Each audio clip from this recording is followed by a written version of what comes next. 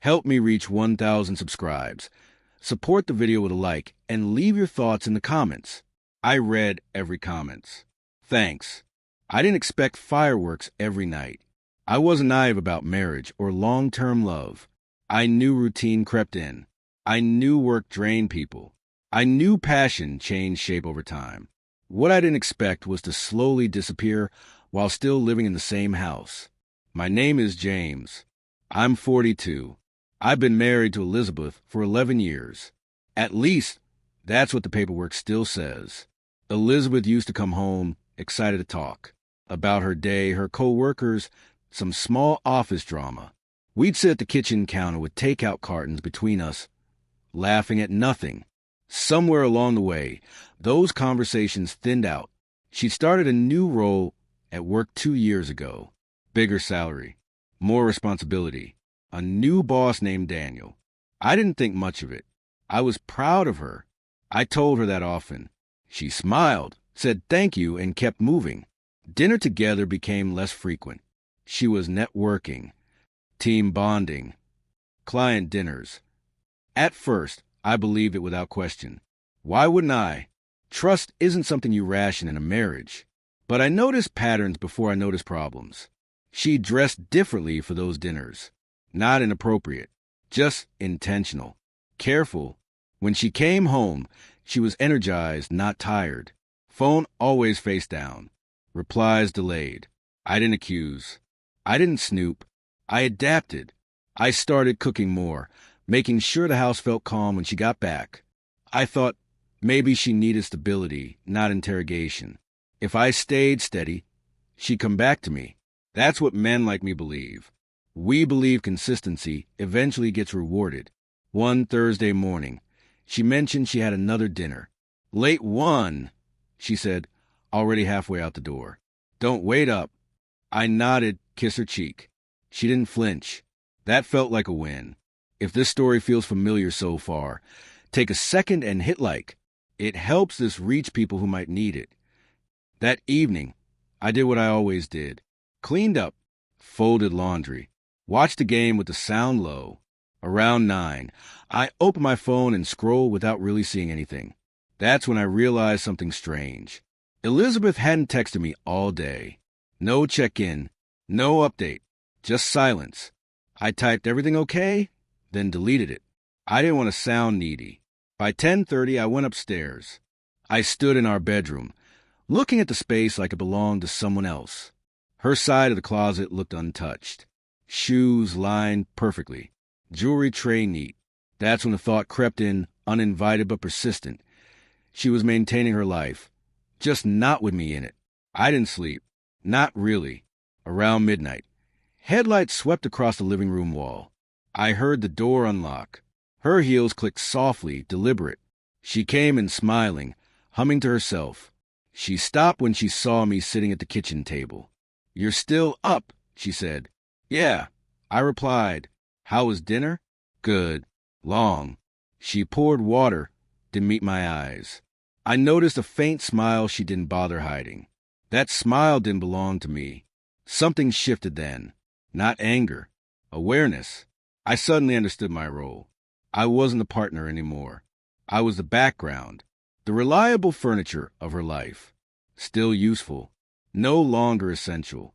I didn't confront her. I didn't ask questions. I went upstairs after she did and lay there listening to her scroll on her phone. The glow reflected faintly on the ceiling.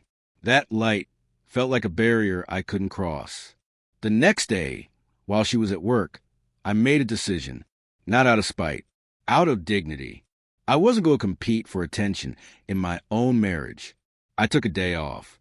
I packed quietly. Not everything, just enough. I moved money she'd never noticed missing. Changed passwords. Logged out of shared accounts. Not to punish her. To reclaim myself. Before you read on, comment below. Have you ever felt invisible while still being committed? By evening, everything was done. I hadn't erased her. I'd erased myself from a version of life where I didn't matter. At 7:45, I heard her car. I sat on the couch, keys beside me, jacket on. The door opened. "James," she called. I didn't answer. Not yet. If you believe walking away quietly takes more strength than shouting, share this story with someone who understands that silence can be power. She stepped into the living room, confusion already forming, and that's where everything truly began. Elizabeth stood there for a moment, key still in her hand, heels kicked off near the door. She looked at me the way people look when they walk into a room and realize something essential is missing but can't immediately name what it is. Her eyes moved from my jacket to the empty space where my work bag usually sat, then back to my face. "What's going on?" she asked.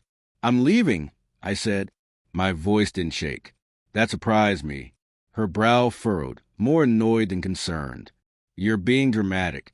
We can talk about this." "We've been not talking about this for a long time," I replied. She scoffed softly. "I went to dinner, James, with my boss. You're acting like I committed crime." I stood up slowly. "No, I'm acting like someone who finally noticed he doesn't exist in his own marriage." She opened her mouth, then closed it again. For a second, I thought she might apologize. Instead, she crossed her arms. "So this is about attention now?" I almost laughed. "It's about presence. There's a difference." She rolled her eyes. That small gesture told me everything I needed to know. I walked past her toward the door. That's when her tone changed. "You can't just leave," she said. "We have a life." I paused, hand on the handle. "You do. I'm just not in it anymore." Silence stretched between us. Finally, she said, "Where are you going?" "Somewhere I don't have earned the right to be acknowledged." I stepped outside. The air felt colder, sharper. Honest. I loaded my bag into the trunk. That's when I heard hurried footsteps behind me. "James, wait." I turned to see Daniel standing near the curb, phone still in his hand, jacket half on. Elizabeth was a few steps behind him. The picture clicked into place without effort. Daniel cleared his throat. "Look, man, I didn't know things were this bad." I nodded. "You never do." Elizabeth's face flushed. "This isn't what you think." I smiled just a little. "It's exactly what I think. And that's okay." She stepped closer. "So that's it? You're just gone?" "Yes." Daniel shifted awkwardly. "Elizabeth, maybe I should." "No," she snapped. Then, softer, to me, "You're really doing this?" "I already did," I said. I got into the car and closed the door before she could say anything else. I didn't look back when I pulled away. That night, I slept better than I had in years. No buzzing anxiety. No waiting. Just quiet. In the days that followed, the messages came. Long ones. Emotional ones. Angry ones. I didn't respond. I wasn't punishing her. I was choosing myself. A week later, she asked to meet. Public place. Coffee shop. I agreed. Closure felt appropriate. She looked smaller somehow. Less certain. "I didn't realize you were that unhappy," she said. "I told you," I replied calmly. "You just didn't hear it." She nodded, eyes down. "I thought you'd always be there." "That was a mistake," I said gently. We signed papers a month later. No fight, no drama, just acknowledgement. I moved into a smaller place, built a routine that belonged to me, reconnected with friends I'd faded from. I didn't feel triumphant. I felt grounded. Sometimes people think walking away quietly means you lost, but silence can be the strongest boundary of all. If one word described how the story made you feel, type it in the comments below. Elizabeth tried to call once more.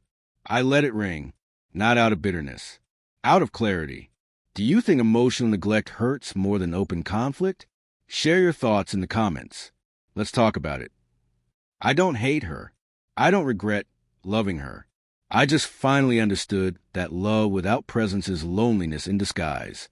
If this story resonated with you, like it, comment your perspective, and subscribe for more stories that explore self-respect, boundaries, and quiet strength.